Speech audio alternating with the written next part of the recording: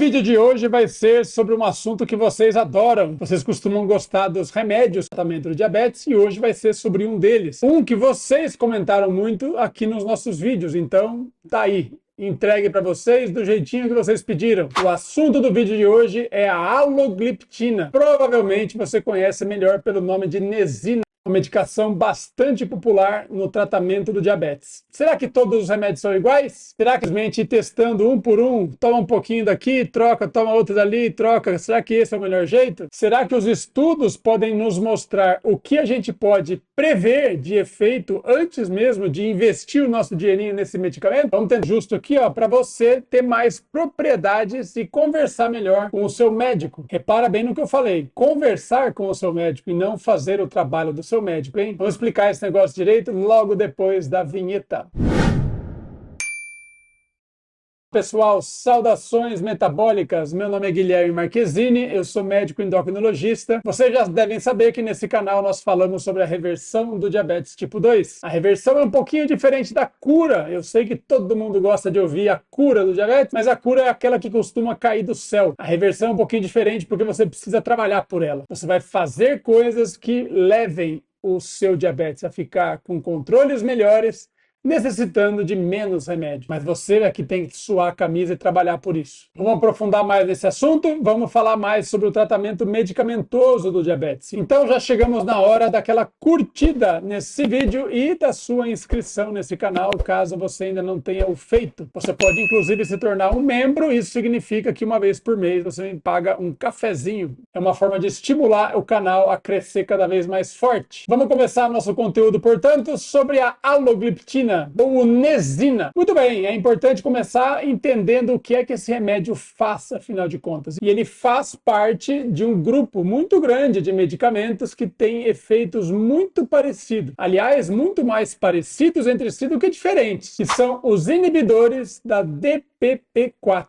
Ih, já não gostei, complicou, siglas, para que serve isso? Vou resumir esse assunto para você em 30 segundos ou menos. Aguenta firme aí, ó. Existe um sistema no nosso corpo que percebe a passagem do alimento pelo nosso intestino, que por sua vez reconhece e secreta hormônios intestinais que vão até o pâncreas e dão o comando para que ele secrete mais insulina. Seria um estímulo para o pâncreas ficar preparado para o alimento, né, que o intestino percebeu que está entrando na refeição. Esses hormônios que o intestino secreta preparando o pâncreas para a comida que está chegando é chamado GLP-1 e ele é degradado por uma substância chamada DPP4. O que o remédio faz?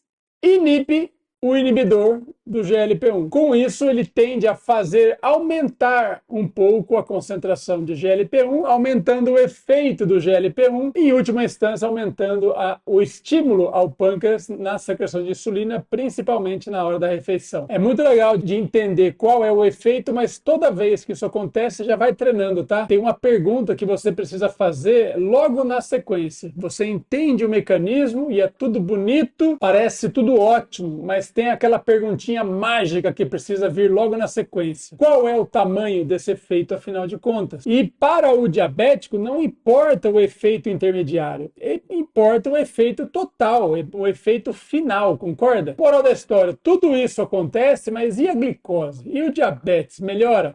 E as complicações do diabetes? O remédio ajuda a proteger? No fundo é isso que interessa, na verdade. Como chega lá, não importa menos, pelo menos. Enfim, todos os inibidores da DPP4 são essas medicações que terminam com gliptina. Então tem a alogliptina, que é o Nesina. Tem a vildagliptina, tem a saxagliptina. Tem gliptina para todos os gostos. Todos eles têm praticamente o mesmo efeito. Eles abaixam a glicada. Lembra que eu falei que é super importante? Ajudam a controlar o diabetes? Pouco. Um pouco quanto? Será que os estudos conseguem mostrar isso pra gente? Sim, nós já estudamos a alogliptina inúmeras vezes no tratamento dos diabéticos. E o resultado dele, em termos de melhora do diabetes, é muito parecido com outros dessa classe também. É um efeito pequeno. Infelizmente, sempre que a gente relata o resultado de um remédio no tratamento de uma doença, A gente está se referindo ao efeito médio dessas pessoas. E a média, você sabe, né? Média quer dizer que alguns podem ter tido resultados melhores, outros podem ter tido resultados até negativos. Quando soma tudo e divide por 2, dá a média, e é isso que a gente está falando aqui. O resultado em termos de queda de glicada na média desses pacientes foi na faixa de 0,3 pontos de glicada. Os melhores resultados dos melhores estudos ficam na faixa de 0,5%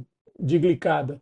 Meio pontinho de glicada. O que você acha de um medicamento que ajuda a baixar sua hemoglobina glicada em 0,3? Não é um efeito dos mais potentes, concorda? Tem várias outras medicações que conseguem resultados muito, muito melhores. Ah, mas eu tomei esse remédio, foi muito bom para mim, caiu muito mais do que isso. É isso que eu estou te falando. O resultado que eu estou dizendo é na média, mas é possível que esse medicamento te ajude um pouco mais do que isso.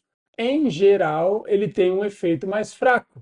Uma coisa que eu vivo falando aqui é que diabetes vai além da glicose, então sempre pode haver aquela chance de que, apesar de um efeito pequeno sobre a glicose, ele tivesse um efeito maior, por exemplo, em termos de proteção das complicações do diabetes. Vários remédios conseguem fazer isso. Independente de quanto eles abaixam a glicose, eles levam o paciente a complicar menos. Será que nós podemos esperar isso da alogliptina? E a resposta é não. Nós não devemos esperar proteção cardiovascular ou de complicações microvasculares porque o paciente usou esse remédio. Ou seja, risco de infarto, risco de derrame, risco de machucar a retina, os rins, os nervos. Infelizmente, é uma medicação fraca em termos de efeitos glicêmicos, de queda na glicose, e fraca também na proteção de complicações cardiovasculares ou de vasos pequenininhos, como a retina, o rim e os nervos. O que eu, pessoalmente, acho da alogliptina e dessa classe toda, na verdade? Eu acho que eles entram como terceira, às vezes até como quarta opção de tratamento. Justamente por não serem potentes e por não serem protetoras e por serem mais caras. Tem um certo custo envolvido no tratamento com elas. São medicações que geralmente não estão nos postos de saúde. Se for para tomar, quem vai pagar a conta é você.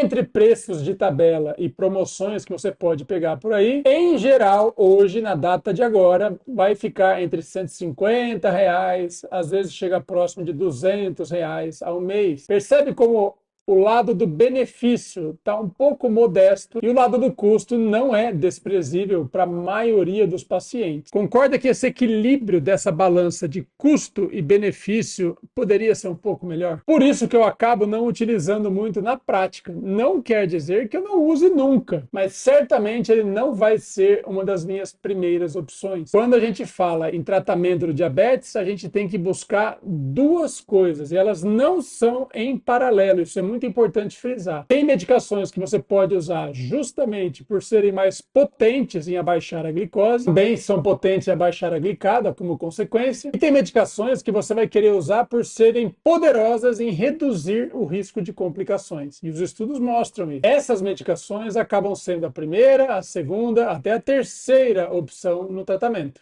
Todas as outras, na minha opinião, pode entrar lá em quarto lugar. Qual é a característica que você mais valoriza no tratamento do diabetes? Se fosse para escolher, você prefere um remédio que abaixe com mais força a hemoglobina glicada ou que reduza com mais força o risco de infarto, que o diabetes é um importante fator de risco? Eu tenho a minha resposta, eu vou deixar ela clara lá nos comentários. Vamos debater comigo lá um pouquinho? E é uma pena que o remédio seja assim, porque ele é seguro, ele tem pouco efeito colateral. O maior efeito colateral dele é realmente o custo, e não é um efeito colateral, estou brincando. Mas é que, infelizmente, ele não apresenta características interessantes para ir para a capa da vitrine e, principalmente, ele fica ofuscado por outras opções que tendem a ser melhores. Deu para entender, pessoal? Ficou alguma coisa para trás? Querem comentar alguma coisa? Preciso que vocês me contem aqui embaixo agora. Quem curtiu o vídeo já deixa o seu joinha. Quem quer ver os próximos, já se inscreva no canal, liga sininho e etc e tal. E eu acho que esse vídeo é um daqueles bons para encaminhar para quem está no início da jornada, né? Para quem está se interessando pelo seu próprio tratamento, quer entender melhor as coisas, esse vídeo aqui é fantástico para o iniciante. Toda semana, 2 a 3 vídeos novos e eu espero você no próximo. Um abraço, até lá!